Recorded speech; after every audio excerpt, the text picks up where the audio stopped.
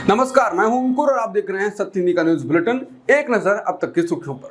दोपहर में 3 बजे तक 49.68% मतदान दर्ज किया गया। झारखंड में करीब 60.14% मतदान हुआ। उत्तर प्रदेश में 46.83%, पश्चिम बंगाल में 58.46%, बिहार में 42.95% और हिमाचल प्रदेश में 58.41% मतदान हुआ।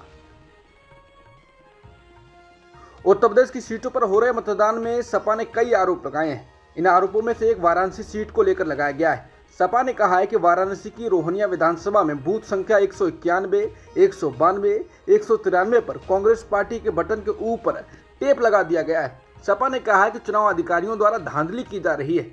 पार्टी ने चुनाव आयोग से संज्ञान लेने को कहा। हालांकि चुनाव आयोग हमेशा की तरह इस शिकायत पर भी क्या ही करेगा।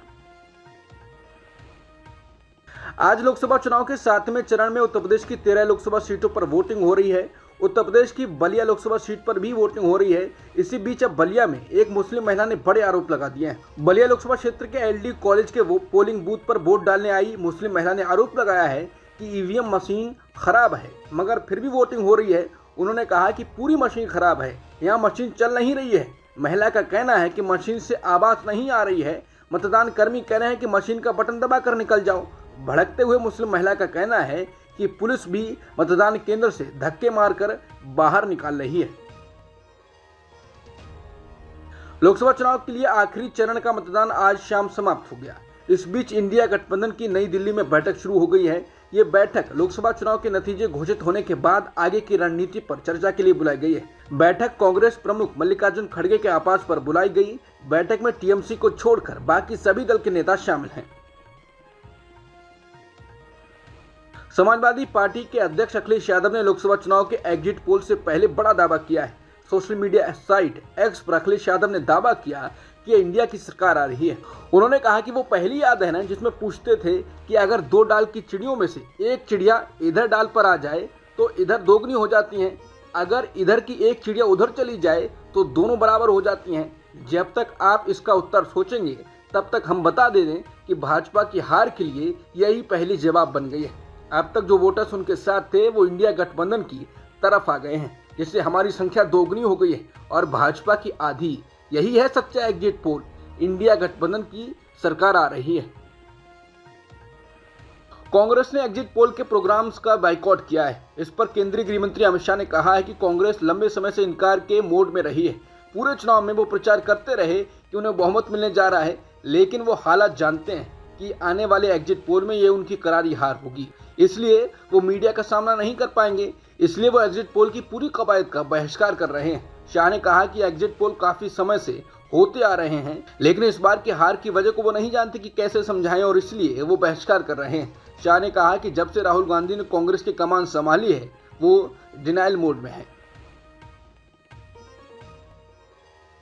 अमित शाह ने कांग्रेस के एग्जिट पोल के बाइकआउट पर कहा कि डिनाइल मोड में है, इसलिए वो एग्जिट पोल का बहिष्कार कर रहे हैं। इसके बाद कांग्रेस नेता पवन खेड़ा ने कहा है कि अमित शाह जी, आप आज एग्जिट पोल पर खुशियां मना लीजिए, हम 4 तारीख को रिजल्ट आने पर खुशियां मना लेंगे।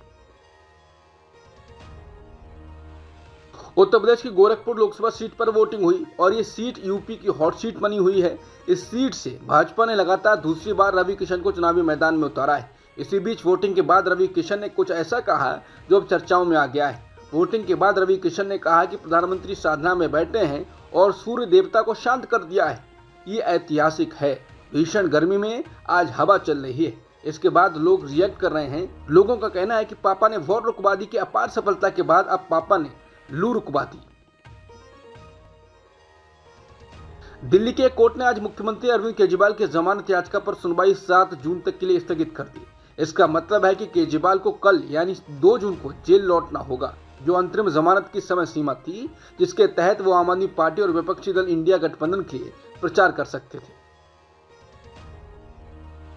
टाइम्स ऑफ इंडिया की एक रिपोर्ट के अनुसार यूपी सरकार ने नेशनल ग्रीन ट्रिब्यूनल को सूचित किया है कि गाजियाबाद, मेरठ और मुजफ्फरनगर तक फैले 111 किलोमीटर लंबे कांवड़ मार्ग प्रोजेक्ट के लिए 33,000 से अधिक पूर्ण विकसित पेड़ काटे जाएंगे।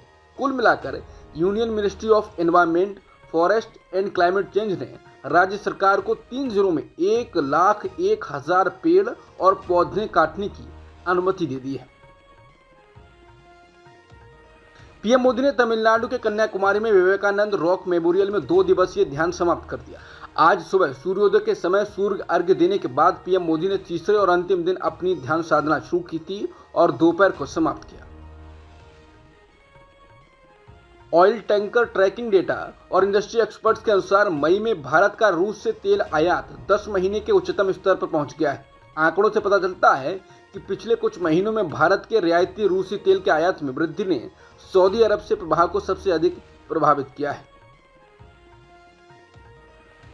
एनसीपी शरद चंद्र पवार के अध्यक्ष शरद पवार ने पीसी चाको को पार्टी का कार्यकारी राष्ट्रीय अध्यक्ष नियुक्त किया है। शरद पवार की बेटी और बारामती से सांसद सुप्रिया सुले पहले से एनसीपी शरद चंद्र पवार की कार्यकारी राष्ट्रीय अध्यक्ष हैं। शरद पवार ने एक्स प्लेटफॉर्म पर पत्र शेयर कर इस बात की जानकारी दी। अब तक की सुर्खियों में इतना ही। बाकी खबरों के लिए बने रहिए सत्यहिंदी.com के साथ।